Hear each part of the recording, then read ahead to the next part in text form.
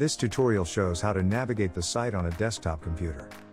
When browsing the site on a mobile device, click on the menu icon in the top left corner of your screen, and then on the full site link towards the bottom of your screen to access all site features.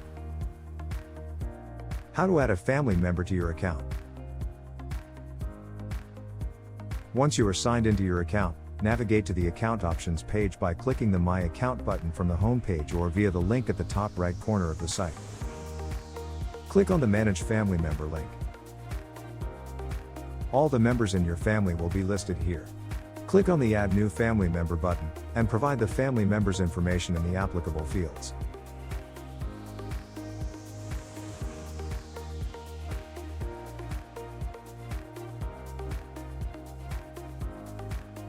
Then click the Submit and Add a Family Member to add another person, or the Submit button to finish.